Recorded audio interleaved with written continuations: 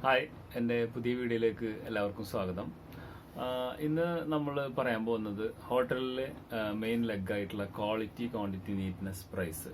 അതിൽ എൻ്റെ അനുഭവങ്ങളും അതുപോലെ തന്നെ അത് എങ്ങനെയൊക്കെയാണ് ശ്രദ്ധിക്കേണ്ടത് എന്നുള്ളൊരു വിശദമായ ഒരു ക്ലാസ് ഈ 4 ലെഗിനെ കുറിച്ചിട്ട്. ഫസ്റ്റ് ഓഫ് ഓൾ നമ്മൾ ക്വാളിറ്റിനെ കുറിച്ച് പറയാം. ഒരു ഉദാഹരണത്തിന് ഒരു നാട്ടിലെ നിത്യാഹാരം, ഇപ്പോൾ സപ്പോസ് ഉദാഹരണം കേരളത്തിലെ നിത്യാഹാരം എന്ന് പറയുന്നത് ഊണും നല്ല കറികളൊക്കെ കൂട്ടിയിട്ടുള്ള ഉച്ചയൂണ്, അതാണ് നിത്യാഹാരം. രണ്ടാമത് ഒരു കുറച്ച് സ്പെഷ്യൽ ഫുഡ് എന്ന് പറഞ്ഞാൽ ബിരിയാണിയാണ്, സംശയമല്ല. മൂന്നാമത് നിത്യാഹാരമായി മാറിയിരിക്കുന്നത് പൊറോട്ടയും ബീഫും അങ്ങനെയുള്ള സംഭവങ്ങളാണ്. അപ്പൊ ഇതില് ഒരു ഹോട്ടൽ തുടങ്ങുമ്പോൾ സാധാരണ എല്ലാവരും ചിന്തിക്കാറെന്ന് വെച്ച് കഴിഞ്ഞാൽ, ഓക്കെ, ഒരു ഹോട്ടൽ തുടങ്ങണം, അപ്പോൾ നമ്മൾ മീൽസ്, ചില ഹോട്ടലുകൾ രാവിലെ ഇല്ല, പണിക്കാരെ അത് മാനേജ് ചെയ്യാനുള്ള ശരിക്കും നടത്തിപ്പ് കറക്റ്റ് ആവാൻ ബുദ്ധിമുട്ടുള്ളവർ ഉച്ച മുതലാണ് സ്റ്റാർട്ട് ചെയ്യുക, നൈറ്റ് വരെ. അപ്പോൾ ഫസ്റ്റ് നമ്മളൊരു ഊണ് കൊടുക്കണം. ഈ ഊണ് കൊടുക്കുമ്പോൾ എല്ലാവർക്കും പറ്റുന്ന മിസ്റ്റേക്ക്, ഒന്നാമത്തെ ക്വാളിറ്റിയിൽ പ്രോബ്ലം വരെ എന്താണെന്ന് വെച്ച് കഴിഞ്ഞാൽ, എന്താണോ 4 ലെഗില് പ്രൈസിങ്, ഇപ്പൊ ഒരു 60 രൂപ 70 രൂപ ആണ് വില എങ്കിൽ, ഒരു പക്ഷേ നമ്മൾ നല്ല രീതിയിൽ ഒരു ഐറ്റം നമ്മൾ മേടിക്കുകയാണെങ്കിൽ അതിന് കോസ്റ്റ് ഒരു 30 രൂപ 40 രൂപ എന്തായാലും വരും. ആ രീതിയിൽ ഒരു ഊണ് മീൽസ് തയ്യാറാക്കുമ്പോൾ അതിലൊരു 5, 6, 7, 8, 10 ഐറ്റം വരെയുള്ള കറികളുള്ള പല ഹോട്ടലുകളും എനിക്കറിയാം. 60 രൂപയ്ക്ക് കൊടുക്കുന്ന തൃശ്ശൂരിലൊരു ഹോട്ടലുണ്ട്, നിള റെസ്റ്റോറന്റ് എന്ന് പറയും, കോലഴിയിലാണ്. അപ്പോൾ അവിടെ ഞാനൊരു ട്രെയിനിങ് കൊടുക്കാൻ വേണ്ടി പോയിരുന്നു. അപ്പോൾ അവിടെ ഉള്ള ഒരു അവസ്ഥ ഞാൻ കണ്ടത്, തൃശ്ശൂർ വേറെയും ഹോട്ടലുകളുണ്ട്, ഭാരത് പോലത്തെ ഹോട്ടലുകളുണ്ട്, എങ്കിലും ഞാൻ ഇത് എന്ന് പറഞ്ഞു കഴിഞ്ഞാൽ എല്ലാ സ്റ്റാൻഡേർഡ് ആളുകളും കയറുന്ന ഒരു റീസണബിൾ പ്രൈസ് ആയതുകൊണ്ടാണ് ഞാൻ ഈ ഹോട്ടലിനെ കുറിച്ച് പറയുന്നത്. ഈ ഹോട്ടലിലുള്ള ഒരു പ്രത്യേകത, 60 രൂപയ്ക്ക് 10 തരം കറികളാണ്. അപ്പൊ നിങ്ങൾക്ക് പെട്ടെന്ന് മനസ്സിലാക്കി തരാൻ ഒരു ഉദാഹരണം അടക്കം പറയുന്നത്, ഞാൻ എൻ്റെ ഒരു ക്രിയേറ്റ് ചെയ്ത് പറയുന്നതല്ല എന്നുള്ളത് നിങ്ങൾക്ക് മനസ്സിലാക്കാൻ വേണ്ടിയിട്ടാണ് ഞാൻ പറയുന്നത്. 60 രൂപയ്ക്ക് 10 തരം ചോറ്, സാമ്പാർ, രസം, മോര്, 2 കൂട്ടുകറി, ഒരു ഉപ്പേരി, മുളക്, പപ്പടം, പായസം, 10 തരം ഐറ്റം സുന്ദരമായിട്ട് വയറ് നിറച്ച് കഴിക്കാം. 60 രൂപ ഒരു ചാർജ് ചെയ്യുന്നുള്ളൂ. അതിൽ അവർക്ക് കിട്ടുന്നതെന്ന് വെച്ച് കഴിഞ്ഞാൽ വോളിയം ബിസിനസ് ഉണ്ട്. ഈ വോളിയം ബിസിനസ്സിലൂടെയാണ് അവർ പ്രോഫിറ്റ് ആക്കുന്നത്. അവിടുത്തെ കുക്കിന് ഒരു 1500 രൂപ ഡെയിലി ശമ്പളമുണ്ട്, മെയിൻ ഷെഫിന്, അസിസ്റ്റന്റിനുണ്ട് 800, 700, ആ രീതിയിലൊക്കെ അവിടെ കൊടുക്കുന്നുണ്ട് അവർക്ക് എങ്ങനെ മുതലാവുന്നത്?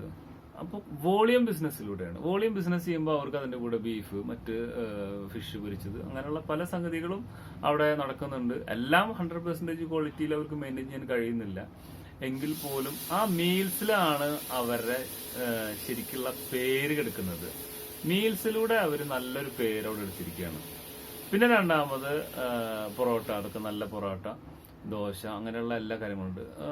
നല്ലൊരു ആവറേജിന് മുകളിലുള്ള ബിസിനസ് സാധാരണ ദിവസമുണ്ട്. ബാക്കിയുള്ള ദിവസങ്ങളിലൊക്കെ ഒരു എക്സ്ട്രാ ഓർഡിനറി ഉണ്ട്. അവിടെയുള്ള ഒരു പ്രത്യേകത, 2 ഓണർമാരാണ്. അതിൽ ഒരു ഓണർ ഈ മുന്നേ കുക്കിംഗ് നന്നായി ചെയ്ത് പരിചയമുള്ള ഒരാളാണ്. അപ്പോൾ പ്രധാന വിഷയം അവർക്ക് അറിയാം എന്ത് ക്വാളിറ്റിയിൽ കൊടുത്താലാണ് നല്ല ഭക്ഷണമാവുക, അതെങ്ങനെ കൊടുക്കണം എന്നുള്ളത്. പിന്നെ അവർ മുന്നേയും 1-2 ഹോട്ടലുകൾ ചെറുതായി നടത്തി നല്ല എക്സ്പീരിയൻസ് നിന്നാണ് അവർ കുറച്ച് വലിയൊരു നിലയിലേക്ക് വന്നിട്ടുള്ളത്. ഇതുപോലെ ഒരുപാട് ഉദാഹരണങ്ങളുണ്ട്. ഞാൻ കേരളത്തിൽ തൃശ്ശൂരിൽ എൻ്റെ അടുത്തുള്ള ഒരു റെസ്റ്റോറന്റിന്റെ ഒരു കഥയാണ് ഞാൻ പറഞ്ഞത്. അവിടെ അവർ ആ ക്വാളിറ്റി ഒരു കോംപ്രമൈസും ഇല്ല. ഉച്ചയ്ക്ക് ഭക്ഷണം ഉണ്ടാക്കുന്നു, 4 മണി കഴിഞ്ഞാൽ ചെറിയ കൂട്ടുകറികൾ എന്തെങ്കിലും ബാക്കിയുടെ എല്ലാം വേസ്റ്റ്, പിന്നെ അത് ഉപയോഗിക്കില്ല. അങ്ങനെ ചെയ്യണം എന്നല്ല ഞാൻ പറഞ്ഞു, ആരെങ്കിലും പാവങ്ങൾക്കൊക്കെ കൊടുക്കാം. എങ്കിൽ പോലും അവര് ആ കൊടുക്കുന്ന മീൽസിൽ ഭയങ്കര ക്വാളിറ്റിയാണ് അവർ കീപ്പ് ചെയ്യുന്നത്, ഒരു കോംപ്രമൈസും ഇല്ല. നിങ്ങൾ പോയി കഴിച്ചാൽ നിങ്ങൾക്ക് അത് ഫീൽ ആവും. 60 രൂപ മേടിക്കുന്നുള്ളൂ. കൂടാതെ ഈ ക്വാളിറ്റി എന്ന് പറയുന്ന സംഗതി, ഒന്ന് മീൽസ്, ബിരിയാണി അവിടെ അത്ര കൊള്ളില്ല. കാരണം എന്താ വെച്ച് കഴിഞ്ഞാൽ അവര് അതിനെ മെയിൻറ്റെയിൻ ചെയ്യുന്നില്ല കൃത്യമായിട്ട്. നെയ്ച്ചോറ് ഉണ്ടാക്കുന്നു, ചിക്കൻ കറി ഉണ്ടാക്കുന്നു, ഉള്ളിൽ വെക്കുന്നു, കൊടുക്കുന്നു. അപ്പൊ ബിരിയാണി അവരുടെ ഒരു എക്സ്ട്രാ ഓർഡിനറി ബിരിയാണി അല്ല. വേണമെന്ന് വിചാരിച്ചാൽ ഫിഷ് പൊരിക്കുന്നത് മൊത്തത്തിൽ മസാല പുരട്ടുന്നു, ഓയിലിലേക്ക് ഈ ചിക്കൻ പൊരിക്കുന്ന പോലെ ഇട്ട് പൊരിക്കുന്നു, അപ്പോൾ തന്നെ അതിന്റെ മസാല പിരിയും. പക്ഷെ അവര് ഈ ഫസ്റ്റ് ലെഗ് ഇതിൽ ഊണിൽ ഭയങ്കര ക്വാളിറ്റിയാണ് കീപ്പ് ചെയ്യുന്നത്. ആ ഒരു സബ്ജക്റ്റിൽ അവർക്ക് പേരുണ്ട്, ഇഷ്ടംപോലെ ആളുകൾ വരുന്നു, നല്ലൊരു വോളിയം ബിസിനസ് നടക്കുന്നു, മറ്റുള്ള ബിസിനസ്സുകൾ അതിൻ്റെ കൂടെ നടക്കുന്നുണ്ട്. ഈ രീതിയിലല്ല ഇന്ന് സാധാരണ ചിന്തിക്കുക. ഓണർ എന്ത് ചിന്തിക്കും? ഒരു ഹോട്ടൽ തുടങ്ങുമ്പോൾ ഒരു കുക്കിനെ അന്വേഷിക്കും. കുക്ക് അദ്ദേഹം ചിലപ്പോൾ കുറച്ച് പഠിച്ചിട്ടുണ്ടാവും. ഒരു പ്രൊഫഷണലായിട്ട് പഠിച്ച ആളെ കിട്ടാൻ വളരെ പ്രയാസമാണ്. അതുപോലെ സ്മോക്കിങ്ങും ഡ്രിങ്ക്സും ഹാൻഡ്സും പാൻപ്രാഗൊന്നും ഇല്ലാത്ത ആളുകൾ കിട്ടാനും കുറച്ച് പ്രയാസമാണ്. ഒരാളെ കണ്ടുപിടിക്കുന്നു, ശമ്പളം ചോദിക്കുന്നു. ഒരു പ്രാവശ്യം പോലും ട്രയൽ നോക്കാതെയാണ് പലവരും ഹോട്ടൽ അങ്ങ് തുടങ്ങി വിടുന്നത്. ചുരുങ്ങിയത് ഒരാഴ്ചയെങ്കിലും കൂടെ നിർത്തിയാൽ അവരെ കൊണ്ട് എല്ലാ ഭക്ഷണവും വെച്ച് നോക്കണം. മീൻസ് നമ്മൾ ക്വാളിറ്റിയുടെ കാര്യത്തിൽ ഹോട്ടൽ തുടങ്ങുമ്പോൾ ഒരു സെക്കൻഡ് ചാൻസ് എന്ന് പറയുന്ന സംഗതിയേ ഉണ്ടാവരുത്.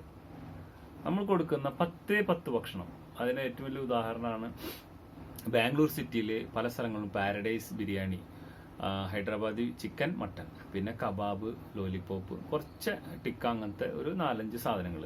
അവരുടെ ബിസിനസ് എന്ന് പറഞ്ഞാൽ 1 lakh, 2 lakh, 3 lakh ബിസിനസ്സാണ് ഓരോ സെന്ററിനും.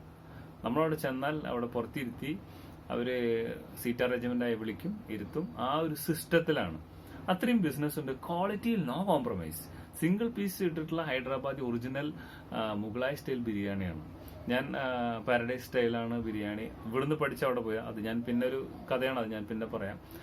ആ ബിരിയാണി അവർ കൊടുക്കുന്നത് 150 രൂപയ്ക്കാണ് സിംഗിൾ പീസ്. എങ്ങനെ പോയാലും പ്രൊഡക്ഷൻ കോസ്റ്റ് ഒരു 60-70 റുപ്പീസിൽ മേലെ വരെയില്ല. പക്ഷേ അവര് AC ഹാള്, എല്ലാ സർവീസ്, വളരെ ഗുഡായിട്ടുള്ള ട്രീറ്റ് ആണ്. അപ്പോൾ അവർക്ക് ആ പ്രോഫിറ്റ് എടുക്കുന്നതുകൊണ്ട് കുഴപ്പമില്ല. എങ്കിലും ഞാൻ പറയണത് ഏറ്റവും ഹൈ എൻഡ് ക്വാളിറ്റി ഉള്ള പ്രൊഡക്ഷൻ ചെയ്താൽ പോലും അവർക്ക് സിംഗിൾ പീസ് ബിരിയാണിക്ക് 60 രൂപയുടെ മേലെ പോവുകയില്ല.